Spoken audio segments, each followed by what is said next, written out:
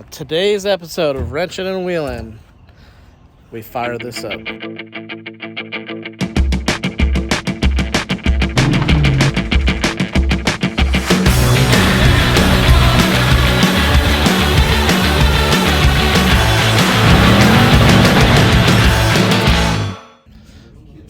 All right, Stepdad Brad and I are at O'Reilly's. We got oil, carb cleaner, brake clean, a little funnel to hold for gas. Right now he's looking up the correct oil filter. We're gonna get a battery, also get a whole bunch of stuff. I already bought plugs, get a cap and rotor just in case we need it. If we don't, we'll just return it, but I'm gonna try to get this truck fired up today. All right, so we just got back from O'Reilly's. I got plugs, oil filter, carb cleaner. I already showed you guys all this. We got a battery, and some Marv mystery oil. I'm gonna pull the plug, see if we can get this thing to turn over, make sure it's not seized, and we'll go from there. All right. Oh, bro. It ain't locked up. We should probably oil it anyways. All right. So pull the plugs. Yeah, let's pull plug. We'll put some oil down in there. All right.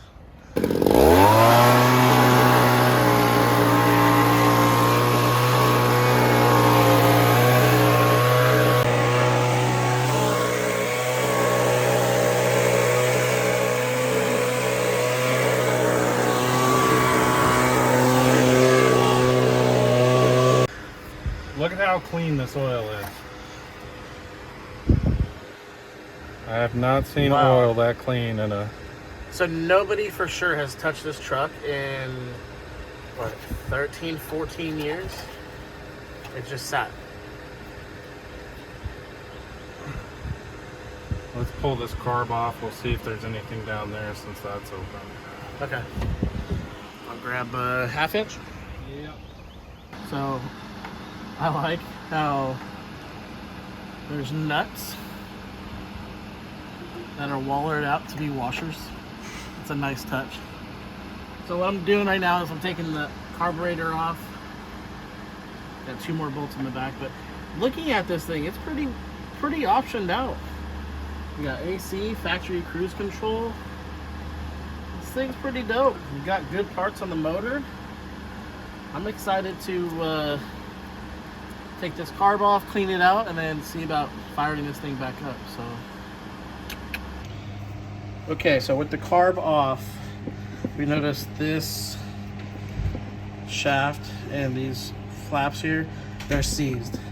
So we can fire the truck up with these and let it run, but this would need to get addressed. So for today's sake, I just sprayed a whole bunch of carb cleaner. Where's my finger? Carb cleaner all in there. Gonna let it soak. I gotta cook Father's Day. Oh, there's a freaking leaf in there. Alright, well, it's gonna need a little bit more cleaning. But if anybody has a rebuilt Quadrajet laying around, get at me. I'd be willing to buy it off of you. Alright, let's keep going. Alright, so let me zoom out here. So we set this apparatus up, run down to the carb. The bigger flaps aren't opening, so the secondaries aren't opening, so something's wrong with the carb, so it's definitely going to need a rebuild, but it should still fire with the primary. We have our hose set up. We're going to put some fuel in it. We got our power. I had to go get some terminals because the ones that were there were all rusted and there was no nut. So this one would have worked just fine, but I was like, I'm already there, might as well. So we got our 2 terminals set up. So we're gonna hook the power up and then we'll see if this thing fires. I'm kind of curious. All right, it's come down to this. We had to replace a ground strap to the engine. This looks like it needs to be turned on. Oh, this is off. Here we go. Okay. All right, cranker. Let's go.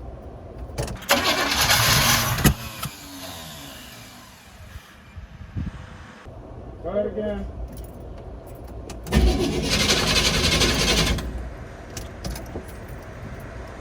Go Again? ahead. Ah! It's got life. It wants to run.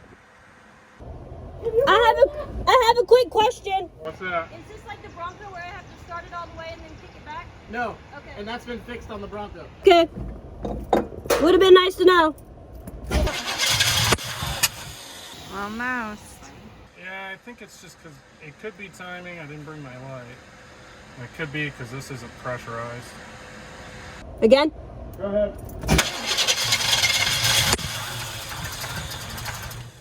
It's running. Yeah. It's stinky. We just got to figure out the timing on it.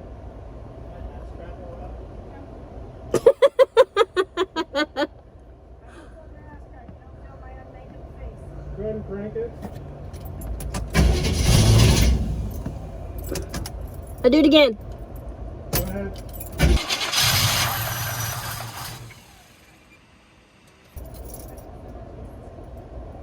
Go ahead.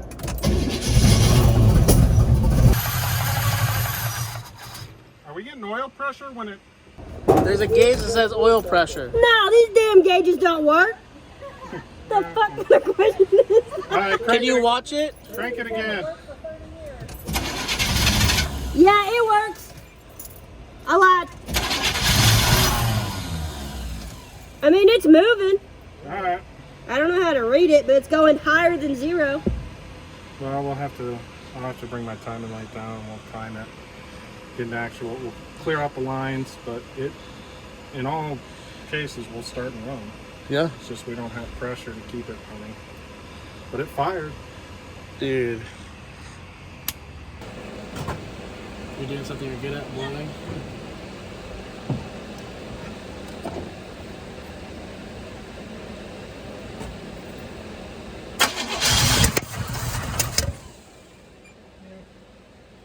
We'll just have to get the pump going.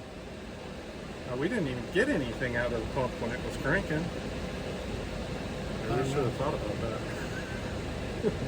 Because that was starting to shoot fuel. Oh, yeah. Well, good thing. But it's not frozen. It's not blown. We just gotta get it timed right and get a good fuel pump on it. Either the tanks are empty, clogged line, or the pump's bad. We should have got something. Yeah. So, what? Next step is timing. Yeah. Check the timing, see where we are. We definitely need to get that carb. I clean the carb, clean out the lines, the fuel system. Either run an electric pump or And a radiator hose. definitely.